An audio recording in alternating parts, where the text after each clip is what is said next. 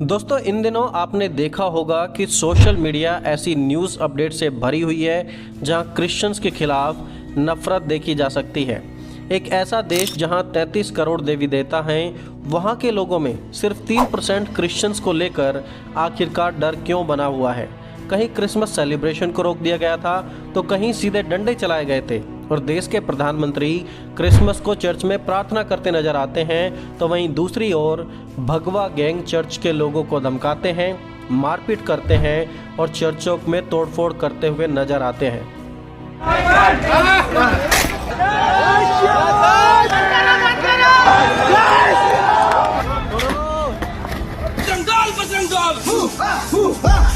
Christmas के दौरान चाहे शॉपिंग मॉल्स हों या क्रिश्चियन रैली या फिर क्रिश्चियन चर्चेस ही क्यों ना हो, जहां भी सेंटा दिख जाए तो वहां हिंदू राष्ट्र की बात होने लगती है। हरियाणा और यूपी में तो स्थिति यहां तक बिगड़ गई थी कि चर्च के सामने बजरंग दल के लोग हनुमान चालीसा पढ़ने के लिए आ गए। क्रिसमस को देखकर इनके मन में देश प्रेम उमड़ आता है और भक्ति की मानो एक लहर सी जाग उठती है जो इन्हें प्रेरित करती हो कि अब जाकर अपने देश को बचाओ, अपने देश से प्रेम करो और अपने धर्म से प्रेम करो। और यह प्रेम दिखाने के लिए इन्हें दूसरा कोई स्थान भी नहीं मिला, इसलिए बिल्कुल चर्च के सामने जाकर बैठ गए और वहीं जाकर हनुमान चालीसा पढ़ना भी शुरू कर दिया।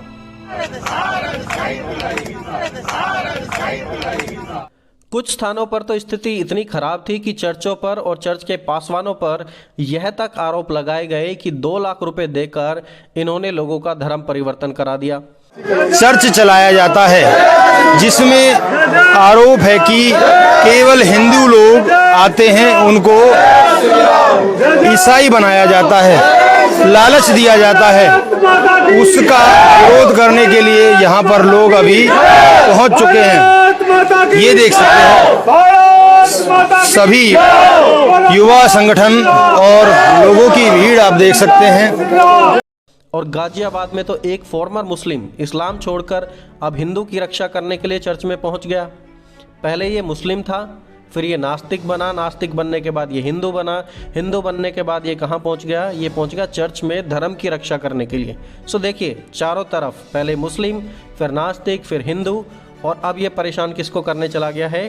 क्रिश्चियंस को। तो ये वो लोग हैं जो अपने आप को भक्त बताते हैं और धर्म की रक्षा करने का ठेका लेने का दावा करते हैं। क्रिश्चियनों का बाइबल को फॉलो नहीं करेंगे। जय श्री राम, जय Shri Ram. Jesus Christ is not hours. हमारा कौन है? राम। बीजेपी के नेताओं ने तो इंसानियत का लेवल इस कदर तक गिरा दिया कि वहां एक दिव्यांग लड़की के साथ, जो देख भी नहीं सकती थी, उसके साथ तक मारपीट की गई थी।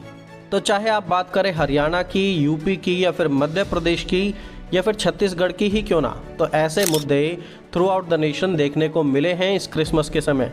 अब देखिए, ऐसा बिल्कुल भी नहीं है कि देश में और इम्पोर्टेंट मुद्दे नहीं है सरकार के लिए काम करने को, जैसे कि एयर पोल्यूशन सबसे ज़्यादा घटिया है हमारे देश में, जिसकी वजह से रिपोर्ट का दावा है कि 1.5 मिलियन टू 1.7 मिलियन लोग हर साल एयर पोल्यूशन की वजह से मरते हैं, यानी कि शुद्ध हवा नहीं है और इसकी वजह से इतने सारे लोग तो यहीं पर ऐसे ही मर रहे हैं।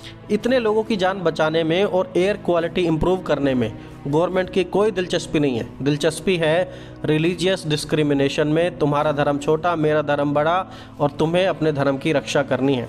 जॉबलेसनेस इंडिया में टॉप है, युवा बेरोजगार है, इनकम का कोई सोर्स नहीं है। सरकार का इंटरेस्ट बिल्कुल भी जॉब क्रिएट करने में नहीं है, बल्कि रिलीजियस डिस्क्रिमिनेशन में है। ये जानने में है और ये बताने में है कि हिंदू राष्ट्र में भला जिंगल बेल और सेंटा क्लॉज और क्रिश्चियंस का क्या काम है। अगर मुझे क्रिसमस की किसी ने बधाई भी दे दी ना, इधर ही ठोक के ईसा मसीह बना दूंगा, इतना याद रखना। धर्म का जहर अब इस तरीके से घुल चुका है कि लोग धर्म के नाम पर अब इंसानियत को भूल चुके हैं। मारपीट करना, गाली देना, दूसरे के धर्म को नीचा दिखाना। साल में सिर्फ एक ही दिन तो क्रिसमस आता है और वो दिन भी अब तुम्हें परेशान करने लगा। देखिए, असम के एक स्कूल में क्रिसमस के दौरान बजरंग दल के लोग अंदर घुस गए और वहाँ की सारी डेकोरेशंस को डिस्ट्रॉय कर दिया। अब तुम्हारे बस की कुछ बनाना तो है नहीं, लेकिन तुम डिस्ट्रॉय जरूर कर सकते हो। रायपुर में मॉल में 40 लोगों की भीड़ मुंह पर कपड़ा लगाकर घुस गई और वहां पर जो भी डेकोरेशन थी, सेंटा क्लॉज, लाइट्स वगैरह, उन सारी चीज़ों को डिस्ट्रॉय कर दिया।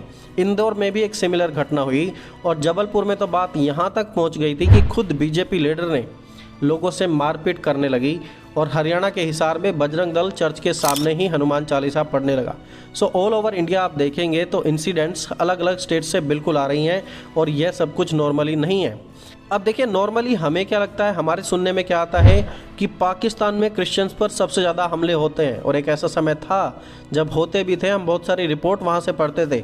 लेकिन इस बार तो इंडिया उससे भी आगे निकल गया है। पाकिस्तान के ऑफिसर्स ने खुद सोशल मीडिया पर शेयर किया और कंपेयर किया और वो दिखाते हैं कि देखिए पाकिस्तान में क्रिसमस शांतिपूर्वक तरीके से सेलिब्रेट किया गया है, जबकि इंडिया की ये हालत बनी हुई है। और इस सब के बाद भी देश के प्रधानमंत्री ने एक शब्द भी इन हमलों के बारे में नहीं कहा, बस खुद प्रेयर अटेंड करने के लिए चले गए और वहाँ पर हाथ जोड़कर वापस आ गए। लेकिन उन्होंने एक बार भी ये नहीं कहा कि आखिरकार क्रिश्चियंस के ऊपर हमले क्यों हो रहे हैं और जो भी ऐसा करेगा उसके लिए पनिशमेंट होगी। कोई पनिशमेंट नहीं, कुछ नहीं, कोई कार्रवाई वहाँ पर नहीं की गई है। चलिए अब हम कुछ रिपोर्ट्स के बारे में और स्टैटिस्टिक के बारे में बात करते हैं। अब देखिए क्रिश्चियन पॉपुलेशन के मामले में इंडिया ऑलरेडी टॉप लेवल में था कि इंडिया में ऑलरेडी क्रिश्चियनों पर अत्याचार हो रहे थे। लेकिन इन घटनाओं के बाद जो दिसंबर के महीने में क्रिसमस के समय हुई हैं, इन घटनाओं के बाद अब मेजर रिपोर्ट्स मानो इस प्रकार आ रही हैं और उनका दावा है कि जल्द ही इंडिया टॉप कंट्री बन जाएगा क्रिश्चियन पॉपुलेशन के मामले में और फिर इंटरनेशनली जो हमारे देश की बेइज्जती होने वाली है वो फिर देश के हर एक व्यक्ति को बुरी लगेगी। लेकिन इन भक्तों को नेशनल इंटरनेशनल 3% क्रिश्चियन से भला क्या लेना देना, ये तो बस खतरे में हैं और अपने बचाव के लिए ये लगातार ऐसा ही करते रहेंगे। 14 दिसंबर 2025 को हरियाणा के पलवल में एक ऐसी घटना हुई जिसमें क्रिश्चियन पास्टर और उनकी पत्नी पर माइनर को कन्वर्ट करने के आरोप लगाए गए थे। उस आरोप में यह भी कहा गया था कि 2 लाख रुपए देकर ये लोगों को कन्वर्ट करते हैं और लोगों के ऊपर कन्वर्ट करने के लिए दबाव भी बनाया जाता है। पास्टर और उनकी पत्नी को अरेस्ट किया गया और लगभग 10 दिनों तक वो बिना किसी कसूर के जेल में भी रहे। उन्हें कुछ दिनों बाद बेल मिली तो लॉयर्स ने बेल मिलने के बाद एक प्रेस कॉन्फ्रेंस की और प्रेस कॉन्फ्रेंस में इस बात को रखा कि ये जो आरोप लगाए गए थे कि ये माइनर का धर्म परिवर्तन करा रहे थे, तो वो व्यक्ति माइनर नहीं था, उसकी उम्र 19 साल की थी। और बात रही 2 लाख की, तो 2 लाख रुपए की एक भी ट्रांजैक्शन नहीं है। अब 2 लाख की तो छोड़िए, 10,000 रुपये से ऊपर कोई ट्रांजैक्शन है ही नहीं।